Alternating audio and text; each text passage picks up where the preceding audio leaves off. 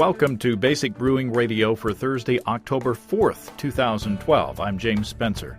Here at Basic Brewing Radio, we're all about home brewing. This week, we continue our series on the budding craft beer scene in Northwest Arkansas with a conversation with Ben Mills, former home brewer, now owner of Fossil Cove Brewing Company in Fayetteville.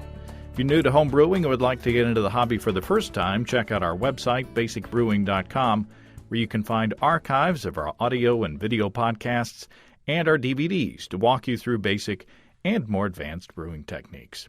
You can follow me on Twitter. I'm Basic Brewing, all one word.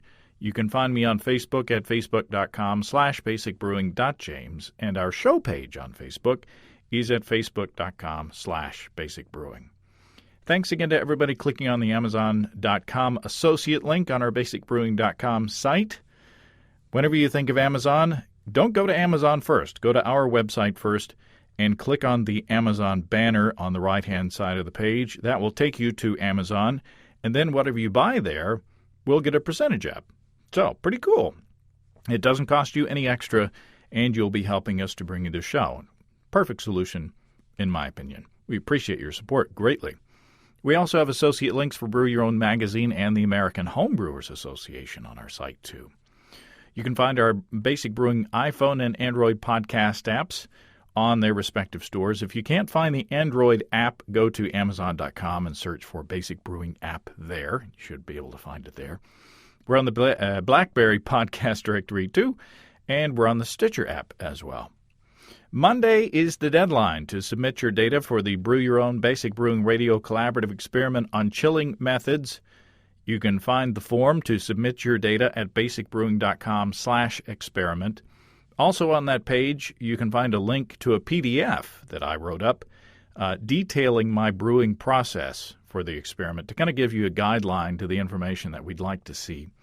I documented my recipe, my brewing technique, temperatures of the worts as they chilled or didn't, and an estimate of the amount of water that I used for both immersion chilling and no chill. What you won't see is a sensory data of the two beers that I brewed. No tasting or smelling or visual of the finished products. I want to save that for the show that we're planning to record in conjunction with the Australian National Homebrew Conference later this month. I also sent samples of my beers up to Brad Sturgeon at Monmouth College for some analytics. Brad has some new equipment that he's wanted to try out, so I'm looking forward to hearing what he finds out about especially the IBU levels. And many thanks to Brad for helping us out again. One note from the mailbag that I found very interesting this week. Adri in the Netherlands was listening to the show with Chris Colby on brewing with nuts and seeds. Adri says, yesterday I listened to your show a couple of weeks ago on brewing with nuts and seeds. One of the subjects was how to get rid of the oils. But why waste something valuable when you can put it to good use? Adri says, last year I brewed a walnut brown ale. First I borrowed an oil mill and pressed the oil out of the nuts. The remaining stuff was nicely pulverized and dry, and I used it without further steps directly in the mash. This way I had a batch of nut ale and a liter of delicious walnut oil, which is very tasty in salads. The walnuts didn't stand out very much in the beer, though. Next time, I will take your advice and roast or toast them first. Very cool. Both the walnut oil and a walnut beer sound very tasty. Thanks for the note, Adri. Remember, next week, Andy and I are going to the Great American Beer Festival, so there will be no show posted. However, you can follow our adventures through our Facebook show page, facebook.com/basicbrewing. I hope to be posting pics as we explore beer mecca around Denver. I'm really excited that Michael Tonsmeyer, the mad fermentationist, is going to be out there. We've known Mike for several years now, and I've never met him in person. I'm also excited that we'll be meeting some of you in person out there, too, both on the floor of the Great American Beer Festival and at various breweries that we'll be visiting. For the first time, we're arranging an informal meetup in advance. It looks like Wednesday evening we'll be going to Prost in Denver to chat and sip some beers with whoever's interested. As I say, nothing formal there. check out our facebook.com/Basic Brewing page for final details, but that's where it stands now. So if you're interested in chatting in person, I know there are some people on Facebook that have expressed some interest. So, whether it's just a handful of us or, more, that'd be just fine. Now back to the business at hand. Ben Mills is a young brewer and right now a one-man band. He's got some part-time help in his tasting room, but his brewery, Fossil Cove, as it's getting off the ground, he's doing pretty much everything himself to make the operations work. And he took time out to talk about what it was like for him to make the step from being a home brewer to pro brewer. Well, Ben Mills, welcome to Basic Brewing Radio. Thanks for having me. We're here at your establishment, Fossil Cove. Mm-hmm. First of all, where'd the name come from? Fossil Cove, my parents live on Beaver Lake, and there's a cove next to their house where I would go find fossils. I actually have some sitting over here on the bar that we found down there. So, cool. What kind of fossils? The cool ones they're called horn corals, and then also you can find a bunch of crinoid pieces and things like that too. So all marine fossils. So if you weren't a brewer, would you be a paleontologist? I don't know about paleontologist. Probably maybe a botanist is what I would have done if Arkansas Tech would have had a botany degree. So what led you down this path? I mean, how did you get here? Started homebrewing in college just for fun. Had some buddies that wanted me to try it because I tried making wine and it didn't turn out too well. So they were, told me to make something we would all drink, and so I started making some extract kits there in our our on-campus apartment. And then after that, tried to use my biology degree, went and did an internship in the Everglades, and wasn't a big fan. So I came back and reweighed my options and looked into brewing as a career. So got accepted to UC Davis Brewmaster School in 2010 and went January 2011. And then worked at Silverton Brewery in Silverton, Colorado in the winter and summer of 2010. I worked at Silverton Brewery just to get some experience, make sure it was something I wanted to do. Now, that's way up there. I think Sean Terrell worked up there as a brewer for a while.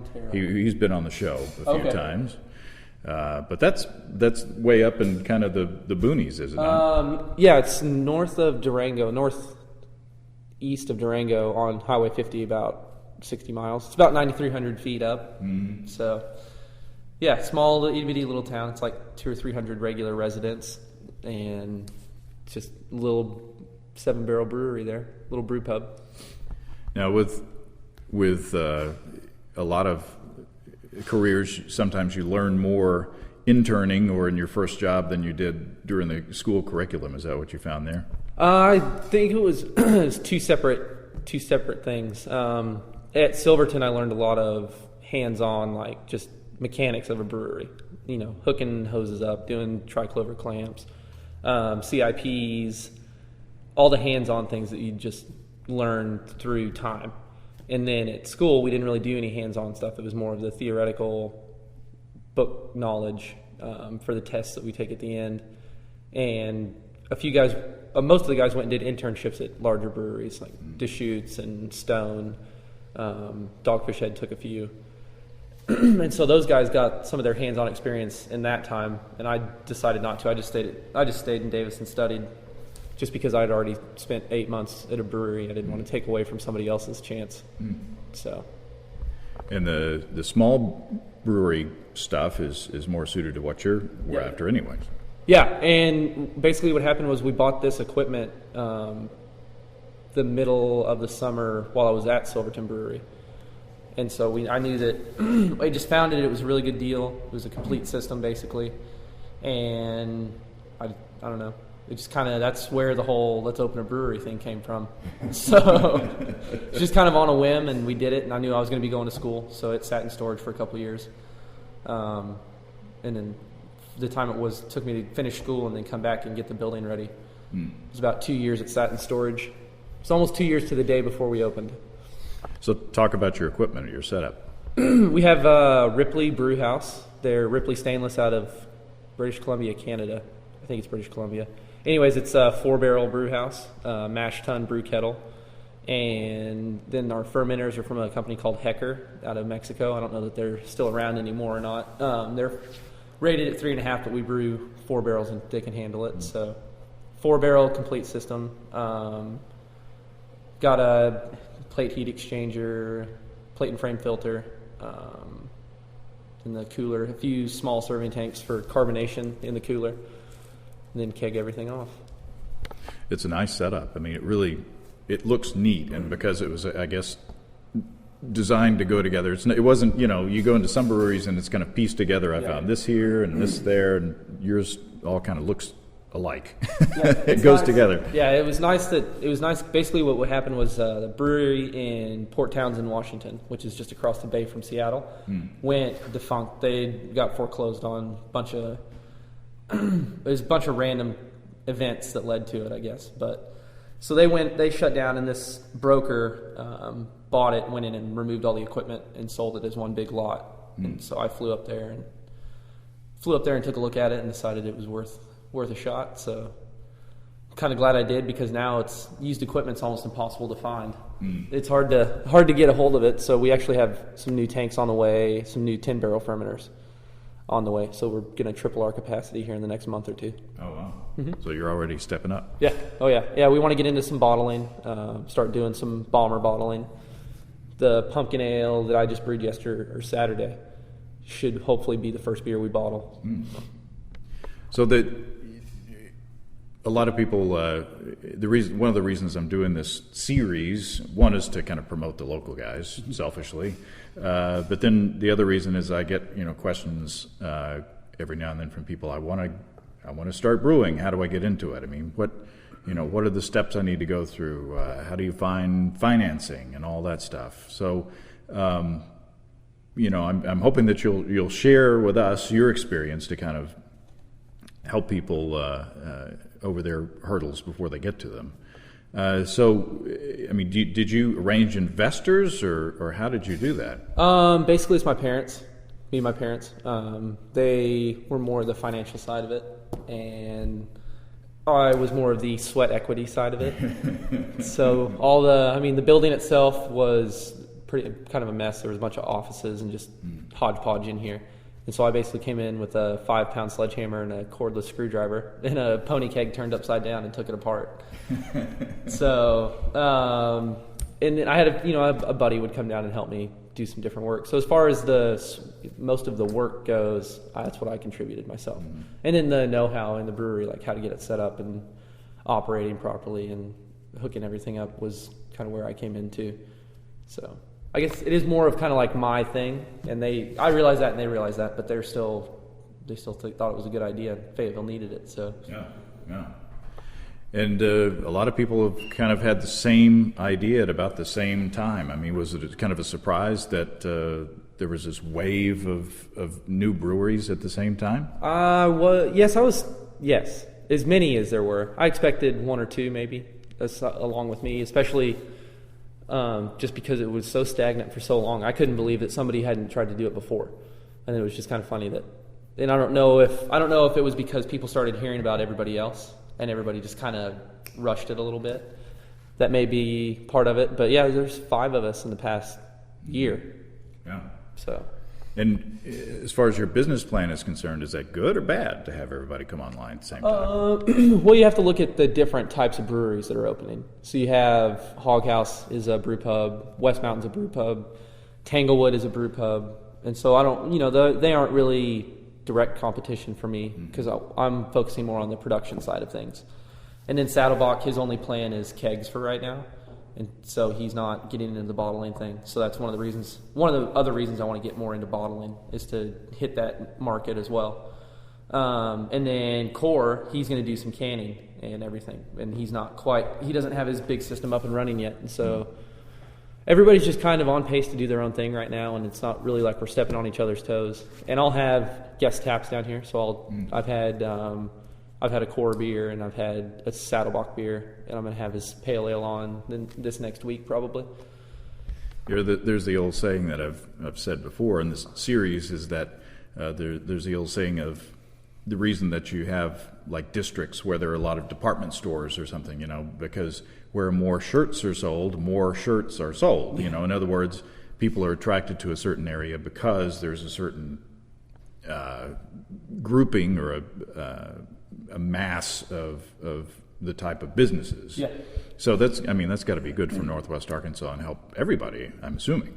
I think so too, and I think if Benton County goes wet and they allow breweries up there, that's going to be a whole nother ballgame, and it's just going to be, people are going to want to move up there because it's another wide open market.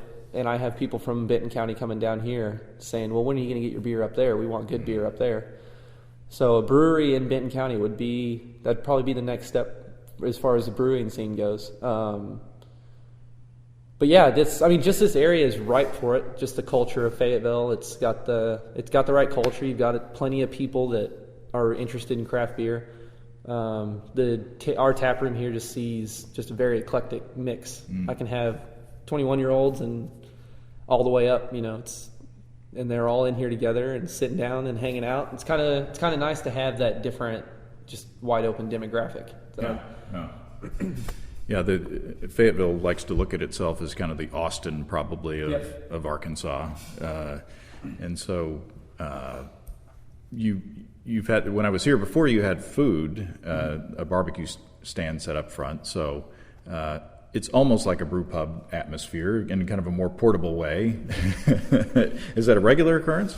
Yeah, the food trucks it was kind of an idea I had from a few of the breweries out in Colorado. Ska mainly was one of them in Durango, and they had a food truck that was kind of a permanent attachment, not an attachment, but out in the courtyard of their tasting room, tap room area. They have this food truck out there, and that's where you go get food. And so the brewery itself doesn't really put up with it and doesn't have to mess with it. Yeah. And I didn't want to mess with food. I wanted to focus on production, and food is just a whole nother investment and a whole nother headache. And you got more staffing, and it's another variable that could hurt your business or make your business. And so it just wasn't worth the hassle. And so the food trucks, local food trucks, is kind of a big movement here in Fayetteville. People just opening up different kind of places in a mobile food vending thing. And that was kind of my solution to it. And so I borrowed that from Scott, and I was just like, well, let's get some food trucks down here. So we started on Trivia Night is our main food truck night. And we have a trivia game here at the tap room, and we've got people that come in, and now they expect to have a food truck here, so they plan their whole evening around coming down here and playing trivia and getting some food and a few beers. What night is that? Trivia is Wednesdays at 7, and we've got several different food trucks that are coming now.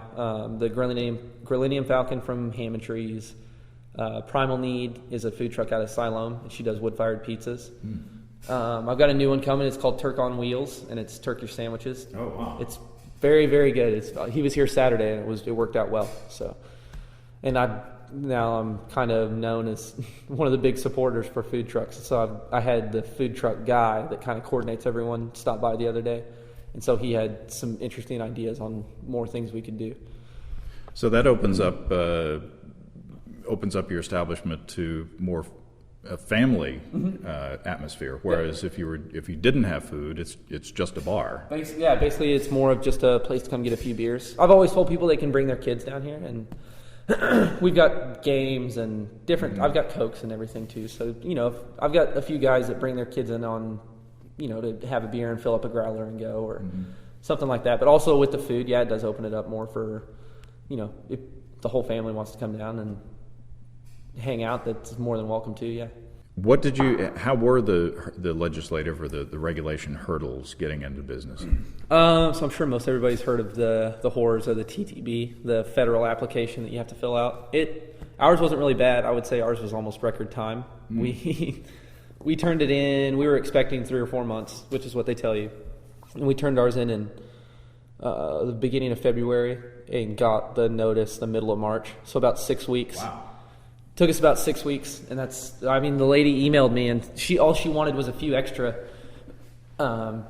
signatures or something. It was something real simple. I just had to, I just had to say it's okay for you to do that instead of me having to send her new documents. Huh. And about a week after she did that, and that was 5 weeks in, she sent me an email that said our brewer's notice had been approved and gave us our brewer's number and everything. And I was just like, so does that mean that I can start brewing beer? I sent her that email. I said, so is that what that means? And she said, well, yeah, as soon as you get your state approval, you're more than welcome to go. And I was just like, that's 2 months ahead of time. I'm not even ready yet. So that, I mean, what about on the state level as well? The state wasn't too bad, really. It was basically just applying for the native brewer's permit, and they're real good. But that native brewer's permit is awesome. It really encompasses all the cool things about having a brewery. It allows for brew pubs can have it as well. I think that's what Tanglewood has as a native brewer. I think West Mountain has the same. So it allows you to do all your own brewing. You can brew the higher gravity beers. You can do self-distribution. So I actually deliver all my own kegs and everything. I'm my own salesman, my own wholesaler, basically. It allows retail sales, so I can do the tap room. And whenever we start bottling, I'll be able to sell my bottles out of here as well as sell them to other places. And it does the growlers to go on Sunday. So, and it also, the way I read it and the way I understand it, any bottles we do too, we'll be able to sell to go on Sundays. Really? Mm-hmm. Huh. So basically it's me and 2 or 3 other guys that are doing growlers right now. I guess 4 are the only places to get beer on Sundays around here. To go. Beer to go, You can go to a restaurant or something, but... No, the beer to go thing is nice. People really dig it. Did you hire an attorney to help you along the lines, or did you all do it all yourself? No, I was told, by a few people that we should get an attorney. It would make it easier. And honestly, the federal paperwork wasn't that bad. And one of the things that gave me the idea that we could just do it ourselves and not worry about hiring an attorney was a buddy of mine from Brewmaster School who's just a little bit younger than I am. Actually, the 2 youngest guys in our class opened breweries, and we're the only ones that opened breweries. Yeah, Jasper had done it, and said he did it by himself, just to make sure and stay organized. And he got his back with no trouble, and so that's kind of gave me the confidence to go ahead and do it ourselves as well. And it really wasn't bad. The hardest part would be trying to describe to the feds what you're doing. They ask you a lot of questions about energy usage and wastewater and everything. So knowing what was in my wastewater, which is something we talked about in brewing school, it definitely made it a lot easier to fill out the paperwork. Huh. So what's the biggest challenge in transition from being a home brewer to being a professional brewer? I would say the equipment, really. It's just there's a lot more going on. You have just bigger pieces of equipment, a lot more volume, making the connections. You have to, on my system, it's all hoses and triclover clamps, so you have to make all the connections and know where it's going, and keeping, a lot of home brewers don't worry about pressure too much until they're going into the keg or the bottle. Pressure is a big thing for me, just forced carbonation in the fermenter, making sure whenever I transfer my beers, I just use CO2 pressure, and making sure I don't over-pressurize my tank and collapse the jacket. There's a lot of expensive equipment out there, and there's definitely 4 or 5 different ways to break it every time I do something. So you just gotta, I would say the safety and keeping track of what you're doing is the hardest part. Did you have to modify your recipes at all? Yeah, basically there's a few, like the triple and the IPA were the 2 that I took from past home brewing recipes, and the rest I just came up with, and I'm still kind of tweaking a little bit. The brown was basically a first recipe, and it's really taken off, which is awesome. The first batch I brewed, people really loved it, so I haven't really changed it very much from the time I brewed it. The same with the black IPA. Yeah, here I am. I've got 5 a 5 beer sample sitting in front of me. I hadn't touched it for 20 minutes, so should be nice, and you should be able to get some good aromas off of it. So, where should I start? I would go lightest to darkest, which is how I have it arranged. So the blonde, triple, paleo, brown, black IPA. Okay, talk about the blonde. The blonde, basically, I just had a lot of requests for a light beer. And we had a Belgian wit whenever we started as a seasonal, and people really liked it. A lot of ladies like lighter beers, and people who are new to the craft brewing scene like the lighter beers. Mm-hmm. And so I got the wit sold okay, but I didn't think it needed to be a year-round beer. And so I just kind of developed this blonde recipe, just kind of a shot in the dark, really. I'd never made a blonde before. And I was just like, all right, let's do this and see how it comes out. And so it's nice. It's got enough hops to make it interesting. You know, it's not gonna scare the newbies away, but there's enough bite in there to keep the interest of an experienced brewer, in my opinion, or an experienced drinker. I do have some people say something about you should drop the hops just a little bit. Don't listen. I personally think that, you know, a little bit of, I mean, that's what, without it, I think without enough hops, beers are too sweet. Yeah. And a lot of people are turned off by that sweetness. And so I think a little bit of bitterness at the end, and it also helps inexperienced craft brew drinkers understand that, you know, the hops are there, but they're not offensive. And then it's real light. I mean, if I'm going to sit down and have a few beers, that's one of them I'll do, just because it's real light. It's lower alcohol. It's only 5%. So you're not, you know, it's not necessarily a session beer, but it's not a higher gravity, you know, right. Have one and done kind of beer either. Now the triple, I'm assuming that it is a higher gravity beer if it sticks to the style. Belgian triple, so it's I shoot for 8.5%. Use a Belgian yeast strain, so it's kind of fruity. Any spices in that? No, that's just the yeast. That's nice. That's very nice. Yeah, and I'm using the Fermentis, the S33 yeast on that right now. Really? Mm-hmm. With it in the little packets? No, I can get 500 gram bags. I was gonna say that's a lot of little packets. I'd need about, let's see, there's 11 grams in each of those. I'd need about 16 of them every time I pick. No, more than that, 20 of them. So no, I can get 500 gram boxes. So these seem like fairly standard styles right now, but you've got the pumpkin beer in the fermenter now, and the black IPA was something a little different. A lot of people come in and they don't know, they've never heard of a black IPA, and so they ask me, you know, what is a black IPA? And so I get to try to explain to someone what a black IPA is, which is not exactly the easiest thing, because really, I mean, the simplest explanation is it's a black IPA, really. It is what it is. So trying to tell people, it's got some roastiness from the dark malts, and the hops, you know, it's hard to balance the roastiness and the hops so you don't get overbittered and all that. So it's kind of fun. It's one of my educational beers. I can teach people a little something about different styles and different malts, everything. So black IPA is an up-and-coming style. It's becoming more established, more popular. So what's the key to a good black IPA? I would say not overusing the darker malts, because, you know, if you throw in too much roasted barley or black patent or anything, it's going to be roasty, super roasty, and it's got its own bitterness, and it just kind of, any beer that's got too much roasty malt in it is just kind of too much. So balancing out the darker malts and the hops is, to me, it's the hardest part. And getting a good black color is, I mean, that's kind of hard to get that good black color that you want. Without overbittering it. Without overbittering it, yeah. So a trick I use, and it's something we used in Davis, is to cold steep some of your darker malts. Huh. And the cold steeping doesn't pull out the astringent, burnt, roasty character from your dark malts. So I actually used 10 pounds of black malt, which for me is, I mean, the most I ever use in the brown or something is a pound or two. Oh, wow. And so I actually used 10 pounds, and 5 of it went in the mash, and 5 of it went into a 5-gallon bucket with some cold water. Huh. And just kind of steeped, and I strained out the liquid and poured that just directly into the kettle. So there's a brewing tip right there. I'm going to save it for the last, because I don't want to mess up your order. So what do we got here? That is the paleo ale. So that's our pale ale. A little play on words with the name.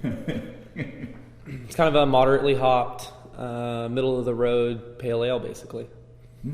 It's kind of your next step up above the blonde, is what I tell people. It's taking the training wheels off a little bit. Exactly.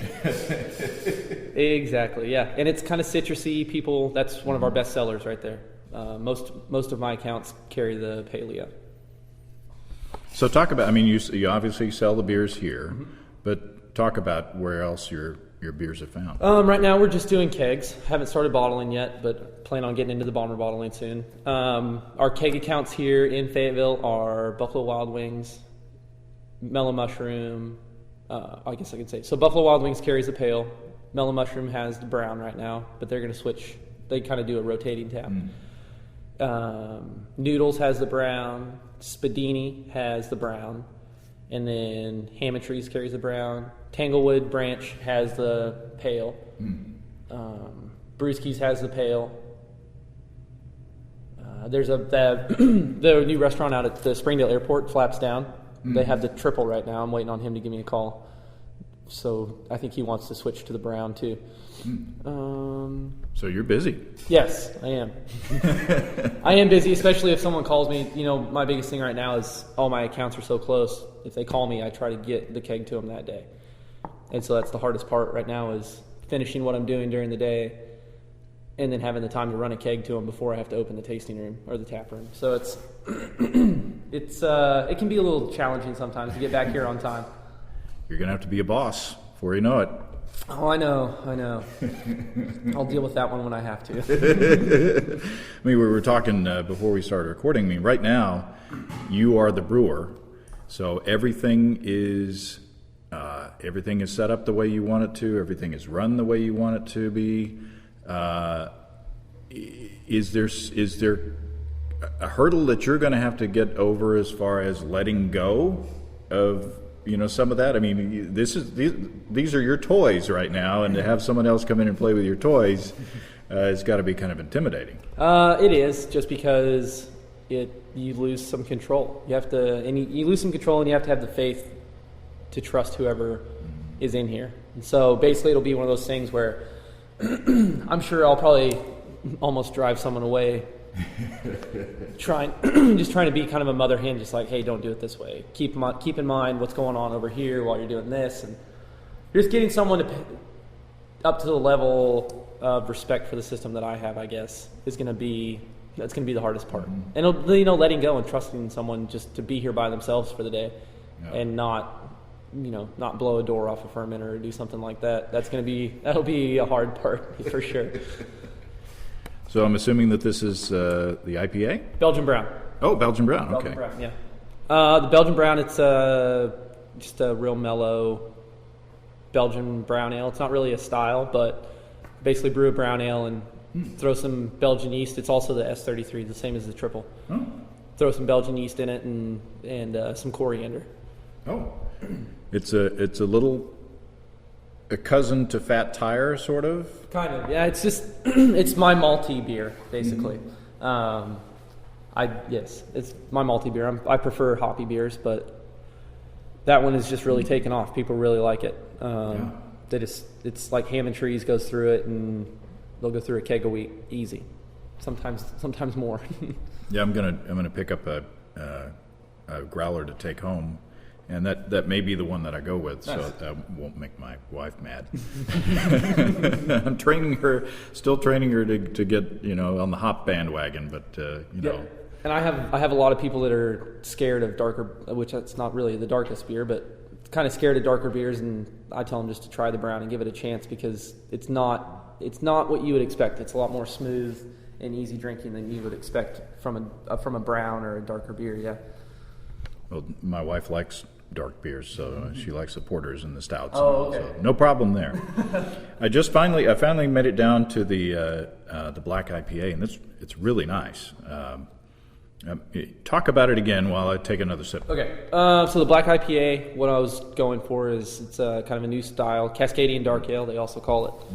Mm-hmm. It's one of my favorite styles just because it kind of encompasses more of everything. You get some darker malts in there, so you've got some different flavor from the malt, and then you've got the the hoppiness. You can play around with the different hops aromas and the bitterness and everything, and it just kind of encompasses a lot of what I like in a beer, a darker beer and also a hoppy beer.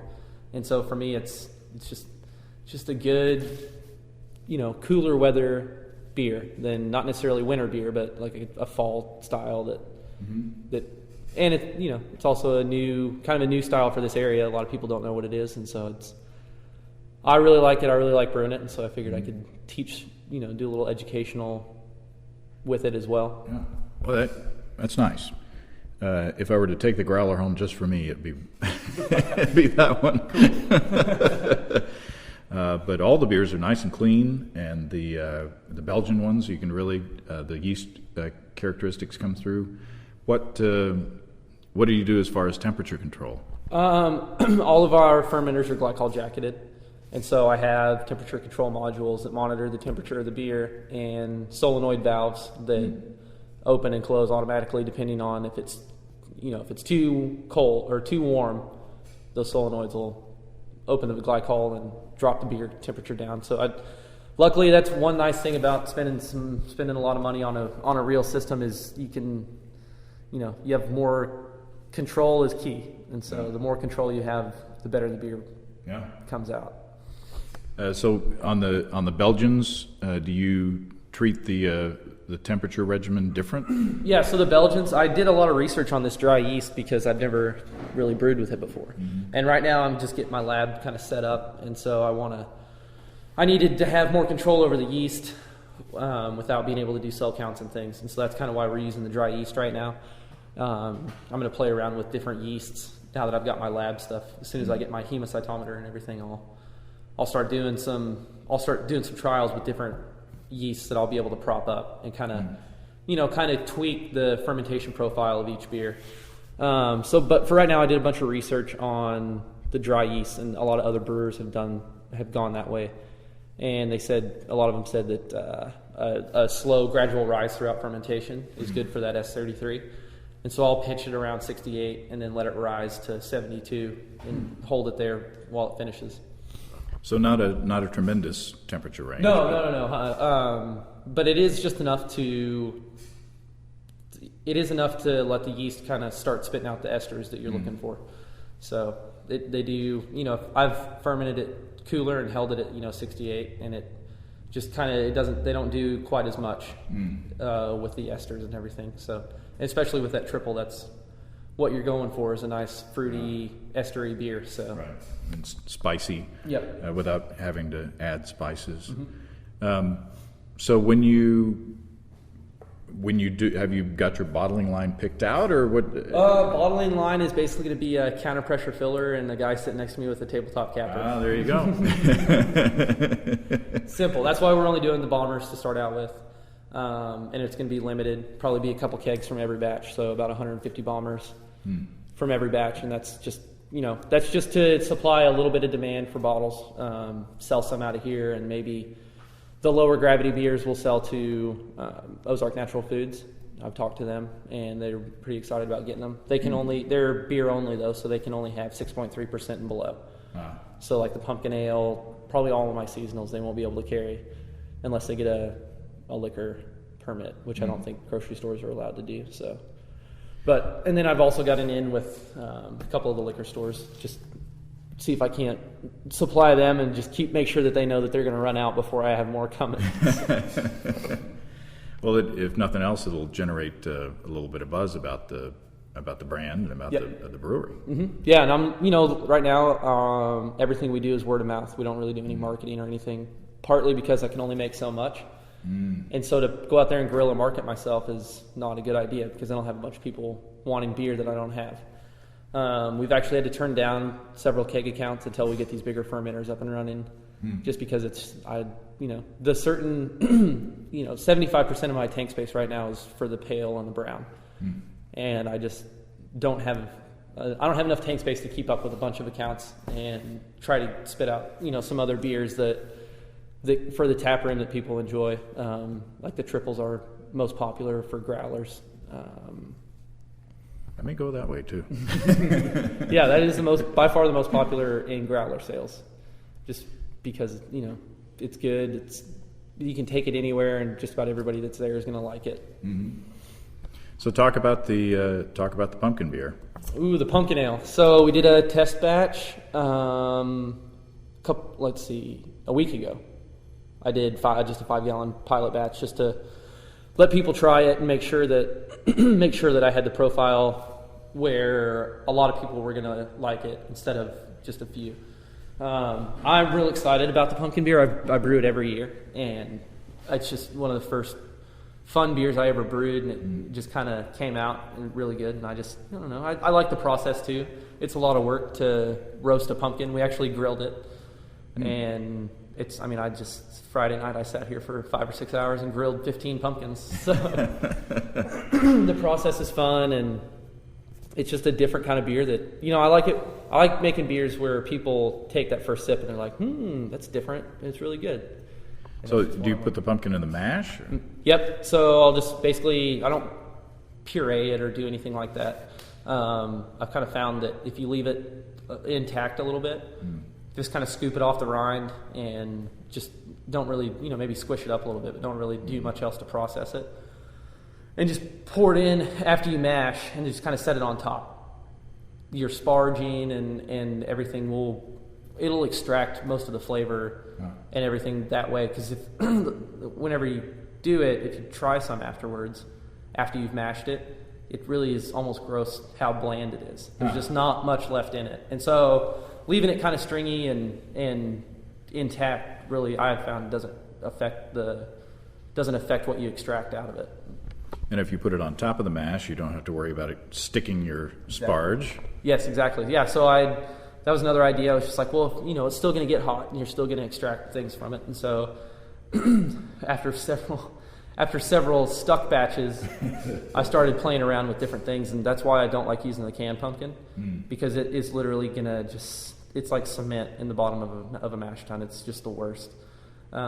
It's cheaper and easier to do, but at the same time, you don't get some of the same flavor profile that I'm getting by roasting it myself. You get some extra roastiness that it really tastes like roasted pumpkin. It just is pretty good. And spices? Do you use spices? Yeah, so a lot of people try to do their own spice blend, and I feel like when you do that, you come out heavy on one. And it's just, there's always, most of the commercial beers I've had this year are all really heavy on one spice. And cinnamon's normally the one that it's too much of. I think I had a Shipyard that tasted a lot like a Red Hot. And it's just too much of one spice. And so what I did, I just went up to Ozark Natural Foods and got their pumpkin pie spice blend. And that was what I did in the pilot batch. And to me, it was fine. There was not one spice that came out and hit you. It really was just that pumpkin pie spiciness. And so I just stuck with that for the big batch too.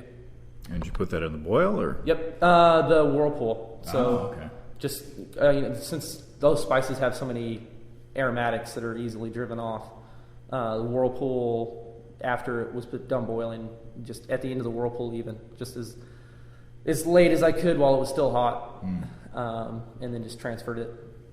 Right, it's almost directly after I put the pumpkin pie spice in, I started transferring. I look forward to that. You'll have to let me know when that's done, and so I can get some before it's all gone. Oh, yeah. Well, I brewed it Saturday, so hopefully a couple weeks. Oh, wow. About the 14th of October, I think. Very cool. Are there any tips that we haven't talked about that you found that were completely unexpected or that surprised you? I would say, and I read this before we started and everything too, but it's just there's always hidden costs that you're not thinking of, always. And it's not the big expenditures that you're planning on that kill you. It's the $500 here, $1,000 there. Oh, we got to have this. Oh, the city requires that. You just, there's always going to be something. Always going to be something. And on the equipment side, you don't really know how it's going to run until you fire it up and try to brew a batch. And it's that first batch is gonna, don't plan on it coming out. It's gonna there's gonna be something go wrong, I promise. I've heard that from every brewer. The first batch you brew is probably going down the drain. You're kicking the tires. You're just running. This is a test drive. You're just running it down the road. Yep. So, and yeah, I mean, our first batch went down the drain. Oh wow. It was just a mess, really. Well, continued success, and I'm so happy that you and the rest of the guys are are getting started up. I mean, do you feel like you're at the beginning of something big here? I do. I think that. I mean, I knew. I planned I based everything off of Fayetteville really being starved for good beer. Mm-hmm. And so, yeah, I do. I wish everybody good luck. That's why I try to support everyone and help out when I can and put some beers on tap down here to promote them. And I think the area is just ripe for it. And the more people find out about it, the better we're going to do. And it's just, I mean, so far, just 4 months in, we're already ahead of schedule as far as expansion goes. So, but, I mean, as of right now, everything's working out the way it's better than I expected. So just keep up that momentum and just keep riding the wave. Should be a good time. Awesome. Well, thanks for the beers and thanks for the time. Always, anytime. Thanks again to Ben. Ben let me taste some of the fermenting pumpkin beer. And it was, of course, still very sweet and yeasty, but man, it was good. The roasted pumpkin really came through, and the spices seemed really well balanced. So I'm looking forward to tasting the final product. And next time I play with pumpkin, I'm going to try his trick of just putting the pumpkin on top of the mash and sparging through it. Remember, we're taking the week off from posting an episode next week so that Andy and I can get you good stuff from the Great American Beer Festival. I hope to see you out there. Check our Facebook page to see where we are and what we're doing. And, man, it's going to be fun. If you have brewing questions, show suggestions, or just want to say howdy, write to james@basicbrewing.com or just fill out the contact form on basicbrewing.com. And please don't forget to tell us where you're from. Be sure to check out our DVDs, Extract Brewing and Partial Mashing, Stepping into All Grain, Low-Tech Lagering and Decoction Mashing, and Introduction to Wine Kits. You can find them all on our site. And we've got combo deals on our site to save you a few bucks if you want to buy more than one DVD at a time. And you can check out our Basic Brewing shirts in the store as well. You can see a listing of the fine folks across the country who sell our DVDs on basicbrewing.com. And if there isn't a vendor in your area, you can order them online in our online shop at basicbrewingshop.com. Thanks to everybody who's continued to click on our Amazon.com link. We appreciate the support there. Our featured products this week that were purchased through the link are Dinosaurs on a Spaceship and How Big Can You Get? The Music of Cab Calloway. Hey, Dinosaurs on a Spaceship. That was a Doctor Who episode, I think. Thanks again, everybody. And remember, I can't tell who bought what, so no worries. Just click on the Amazon.com logo on our site the next time you feel like Amazon shopping. We greatly appreciate your support. Don't forget you can also join the American Homebrewers Association and subscribe to Brew Your Own magazine through the associate links as well on basicbrewing.com. So until next time, until then, thanks for listening, everybody. I'm James Spencer. Production help for Basic Brewing Radio and our website is provided by Kelly Dutz. Basic Brewing Radio is a production of Active Voicing. We'll talk to you next time, everybody. So long.